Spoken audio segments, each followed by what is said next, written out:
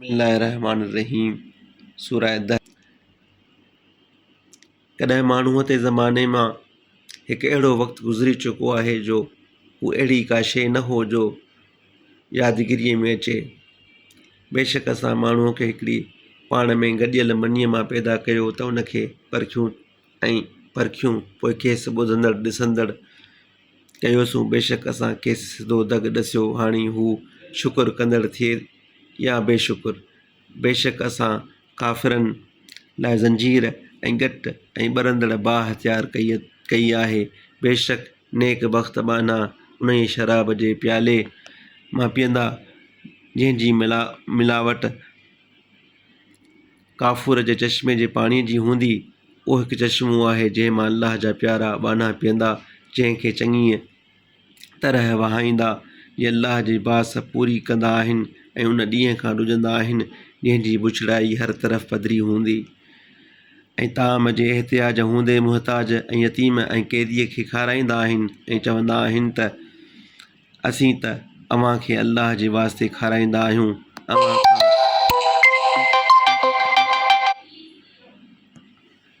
अव्हां खां न को बदिलो ऐं न का शुक्रगुज़ारी घुरंदा आहियूं। बेशक असीं पंहिंजे पालणहार खां हिकु ॾुखे ॾींहं खां ॾुजंदा आहियूं जो तमामु सख़्तु आहे।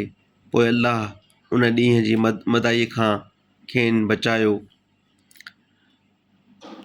ऐं उन्हनि खे ताज़गी ऐं ख़ुशी पहुचाई ऐं संदसि सब्र करण सबबा बाग़ ऐं पट जो वेस खेनि बदिलो ॾिनाई।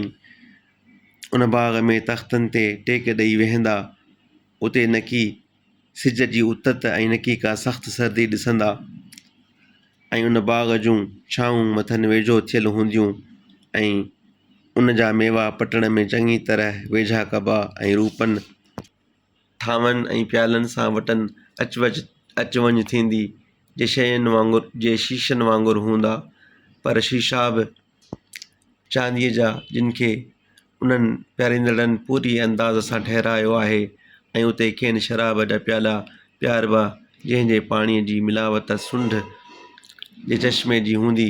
उते उहो हिकु चश्मो आहे जंहिंजो नालो सलसबील रखियो वञे थो ऐं वटनि हमेशह रहंदड़ नीगर पिया घुमंदा फिरंदा ऐं ॾिसंदड़ जॾहिं उन्हनि खे ॾिसंदे त उन्हनि खे खिंड्रियल मोती पियो भाईंदो ऐं जॾहिं उते निहारींदे त अणखुट नेमत ऐं वॾी बादशाही पियो ॾिसंदे। मथां सन्हे साए पट ऐं थुल्हे पट जा कपिड़ा हूंदा ऐं चांदीअ जा कंगण खेनि पाराया वेंदा ऐं संदन पालणहार खेनि तमामु पाक शराब प्यारींदो।